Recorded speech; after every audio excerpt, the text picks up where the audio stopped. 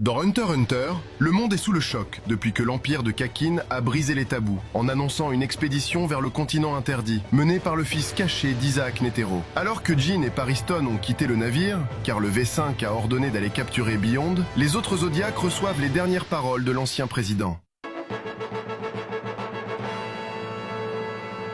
À l'Agence internationale des permis, le directeur et son nouveau secrétaire adjoint, Steiner, tous deux membres du V5, traversent un couloir lourdement sécurisé et discutent du rôle de leur organisation dans le cadre du prochain voyage sur le continent caché. Ils expliquent que Kakin profite de son indépendance pour agir à sa guise, traitant cette expédition dangereuse comme du business plutôt que du tourisme, et que le gardien du Nouveau Monde déteste les visiteurs mal élevés. Si les négociations avec l'Empire Kakin échouent, le directeur évoque l'ouverture de la boîte de Pandore, une expression que Steiner juge métaphorique. Soudain, le directeur ouvre une porte donnant sur le sous-sol de l'Agence internationale des permis, un lieu jonché de cadavres et de traces d'atrocités, vestiges de la dernière incursion sur le continent caché. Tous ces cadavres se révèlent être des humains. Le directeur remet à Steiner un livre intitulé « Voyage vers le Nouveau Monde », livre écrit par un Hunter il y a 300 ans, expliquant qu'il fut jadis considéré comme une œuvre de fiction, mais qu'il est désormais un texte légendaire relatant des voyages d'il y a des siècles.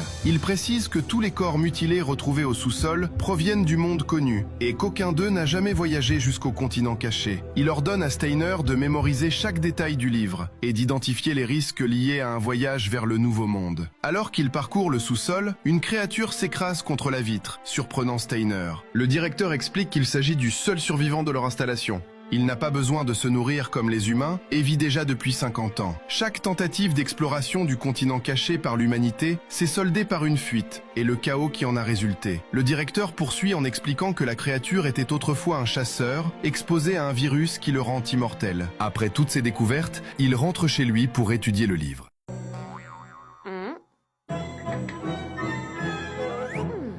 Pendant ce temps, les membres du Zodiac visionnent le deuxième DVD où l'ancien président Netero explique que son fils, Beyond Netero, s'est rendu sur le continent caché et en a ramené de nouvelles menaces. Il a donc interdit à Beyond et à l'association des Hunters de poursuivre leurs explorations jusqu'à sa mort. Netero déclare vouloir que l'association des Hunters explore le continent caché avant son fils, tout en précisant qu'il s'agit d'une requête et non d'un ordre. Cheadle accepte la mission, mais exige qu'aucun autre Hunter ne se joigne à eux. Sayu et Kanzai s'opposent à la quête de Beyond, arguant qu'elle fausse la course vers le Nouveau Monde. La discussion mentionne que Jean est le seul qu'ils connaissent à avoir l'ambition d'aller sur le continent caché. Gel affirme que si Jean participe, la course sera équitable. Sinon, Kakin aura une longueur d'avance considérable. Tandis que les membres du Zodiac se disputent sur la marche à suivre, Beans reçoit un appel de Beyond Netero en personne.